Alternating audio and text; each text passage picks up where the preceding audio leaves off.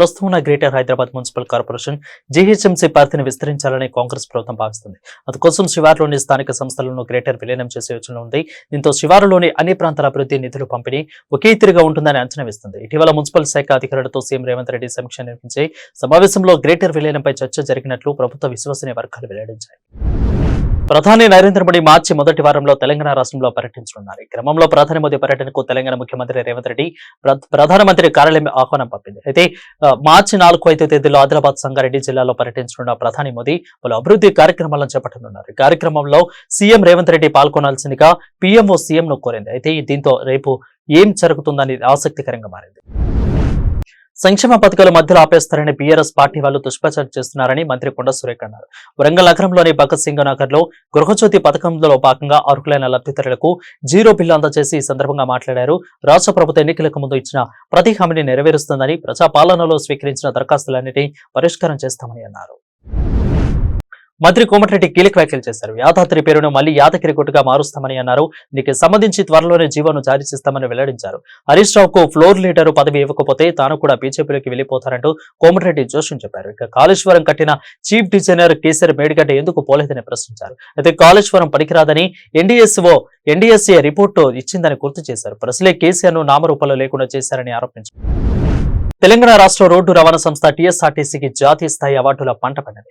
కేంద్ర ప్రభుత్వ రంగ సంస్థ అయిన association of state road transportation under takings ప్రతి ఏటా అందించే ప్రతిష్టాత్మక 5 నేషనల్ బస్ ట్రాన్స్పోర్ట్ ఎక్సలెన్స్ అవార్డును సంస్థకు వరించాయి. 2022-23 ఏడాది గాను రహదారి భద్రత, ఇంధన సామర్థ్య నిర్వహణ, సిబ్బంది సంక్షేమం, సాంకేతికత వినియోగం, అదేవిధంగా తదితర కేటగిరీలో ఈ జాతీయ స్థాయి పురస్కారాలు టీఎస్ఆర్టీసీకి దక్కాయి.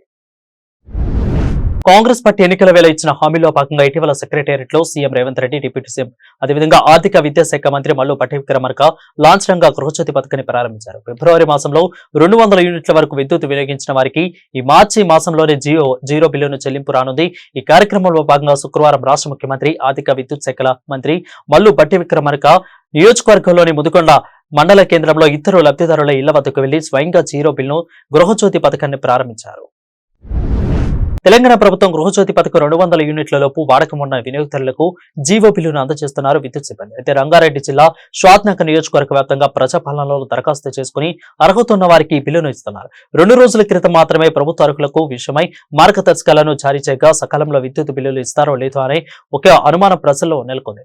వీటన్నిటిని అధిగమించి 1వ తారీఖు రోజునే సిబ్బంది జీవో బిల్లును అందిస్తూ ఉండడంతో వినియోగదారులు సంతోషం వ్యక్తం చేస్తున్నారు. ముఖ్యమంత్రి రేవంత్ రెడ్డి నెల 6న మహబూబ్ నగర్ కు రానున్నారు. ఎంబీఎస్ డిగ్రీ కళాశాలలో నిర్వహించే భారీ బహిరంగ సభలో పాల్గొననున్నారు. అయితే మహబూబ్ నగర్ లో లోక్సభ నియోజకవర్గం నుంచి పోటీ చేసే అభ్యర్థిగా వంశచంద్ర రెడ్డి పేరును సీఎం ప్రకటించిన విషయం తెలిసిందే. చేవెళ్ల మహబూబ్ నగర్ లోక్సభ నియోజకవర్గాలకు రేవంత్ రెడ్డి ఇన్ఛార్జి బాధ్యతలు నిర్వహిస్తున్నారు. ఇప్పటికే చేవెళ్ల సభ విజయవంతమైన నేపథ్యంలో ఈ నెల 6న నిర్వహించే సభను మహబూబ్ నగర్, జడ్చల్ల, దేవరకద్ర నియోజకవర్గాల నుంచి భారీగా జనసమీకరణకు కాంగ్రెస్ నాయకులు కసరత్తు చేస్తున్నారు. రానున్న లోక్సభ ఎన్నికల్లో దేశవ్యాప్తంగా 350కి పైగా సీట్లు గెలుచుకుంటామని బీజేపీ జాతీయ ప్రధాన కార్యదర్శి కరీంనగర్ ఎంపీ బండి సంజయ్ అన్నారు. హుజూరాబాద్ మండలం సాయంపేటలో నిర్వహించిన మీడియా సమావేశంలో ఆయన పాల్గొన్నారు. తెల్ల రేషన్ కార్డు ఉన్నప్పటికీ పథకాల్లో కోత పెడుతున్నారని ఆరోపించారు. తెలంగాణ వ్యాప్తంగా 50 లక్షల కుటుంబాలకు కోత పెట్టడం సరికాదని అన్నారు. ప్రజాహిత యాత్రకు అనూహ్య స్పందన వస్తుందని అన్నారు. బీఆర్ఎస్ మాజీ మంత్రి మెచ్చల ఎమ్మెల్యే మల్లారెడ్డికి అధికారులు భిక్షాకిచ్చారు. గుండ్లపోచంపల్లి మున్సిపాలిటీ పరిధిలోని హెచ్డీఎంఏ లేఅవుట్ లో 2500 గజాల స్థలంని ఆక్రమించి ఆయన కాలేజీ కోసం మల్లారెడ్డి రోడ్డు వేసుకున్నట్లు తీవ్ర ఆరోపణలు ఉన్నాయి. దీనిపై గతంలో మెచ్చల్ మల్కాజ్గిరి ఎంపీగా ఉన్న ప్రస్తుతం సీఎం రేవంత్ రెడ్డి అప్పట్లో అధికారులకు ఫిర్యాదు చేశారు. ఈ మేరకు హెచ్ఎండిఏ స్థలం ఆక్రమణపై మేడ్చల్ కలెక్టర్ దృష్టి పెట్టారు.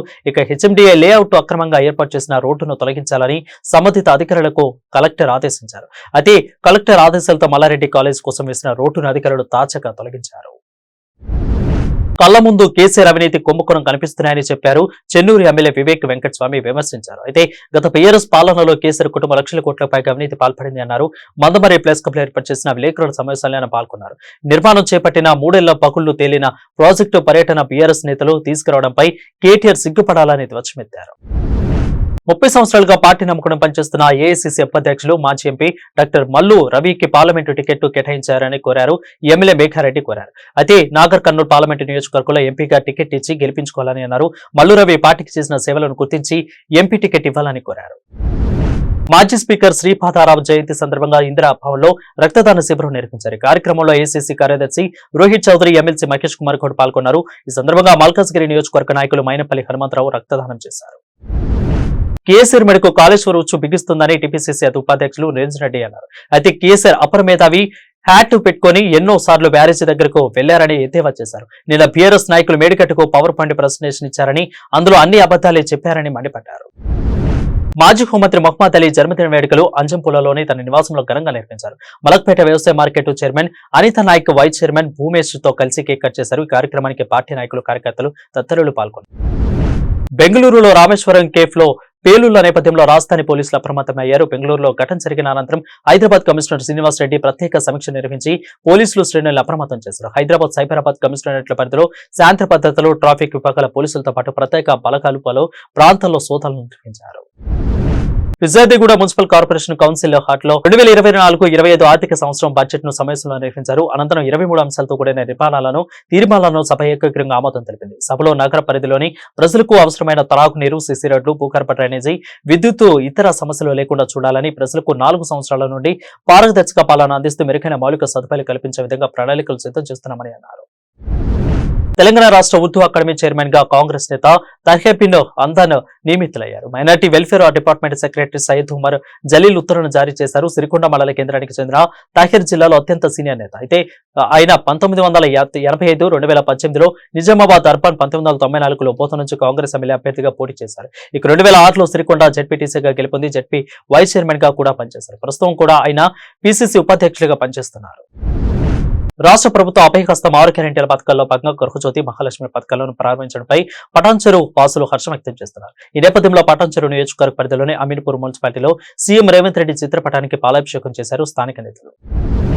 మోడీ నాయకత్వంలో రాబోయే పార్లమెంట్ ఎన్నికల్లో ఎవరికి టికెట్ ఇచ్చినా వారికి తమ పూర్తి మద్దతు ఉంటుందని మల్కాజ్గిరి జిల్లా పార్లమెంటు బీజేపీ శాఖ నాయకులు చెప్పారు. అయితే పార్టీ కార్యకర్తలుగా బూత్ స్థాయి నుంచి నియోజకవర్గ స్థాయి వరకు పనిచేసి బీజేపీ అభ్యర్థిని గెలిపించుకుంటామని అన్నారు. ఈసారి పార్లమెంట్ ఎన్నికల్లో 370 నుండి 400 సీట్లే తమ టార్గెట్ గా అని వివరించారు బీజేపీ. రంగారెడ్డి జిల్లా రాజేంద్రనగర్లో భారీ గంజాయి పట్టుబడింది. అక్రమంగా ఆంధ్రప్రదేశ్ నుండి వాయా హైదరాబాద్ మీదుగా మహారాష్ట్రకు తరలిస్తున్న 125 కేజీల గంజాయిని రాజేంద్రనగర్ ఎస్ఓటీ బృందం పట్టుకుని సీజ్ చేసింది. విశ్వసనీయ వర్గాల ప్రకారం పక్కా సంవత్సరంతో రాజేంద్రనగర్ హిమాయత్ సాగర్ వద్ద ఎస్ఓటీ టీము మాట వేసి కారులో తరలిస్తున్న గంజాయిని పట్టుకున్నారు. పట్టుకున్న గంజాయిని సీజ్ చేసి ఎన్డీపీఎస్ యాక్ట్ కింద కేసు నమోదు చేసి రాజేంద్రనగర్ పోలీసులు దర్యాప్తు చేస్తారు. హైదరాబాద్ లోని ఎల్బీ నగర్ పిఎస్ లో చోరీ ఘటన కలకలం రేపుతుంది. కాకతీయ కాలనీలో నివాసం ఉంటున్న కిషోర్ అనే వ్యక్తి ఇంట్లో దొంగలు పడ్డారు. ఇంట్లోని బీరువా తాళాలు పగలగొట్టి విలువైన సొత్తును కాచేశారు దుండగులు. సుమారు ఇంట్లోని 7 తులాల బంగారం, 57 రూపాయలు చోరీకి గురైనట్లు పోలీసులు ఫిర్యాదులు పేర్కొన్నారు. కేసు నమోదు చేసుకున్న పోలీసులు దర్యాప్తు చేస్తున్నారు. ఘటనా స్థలాన్ని చేరుకుని క్లూస్ టీం ఆధారాలను సేకరిస్తారు.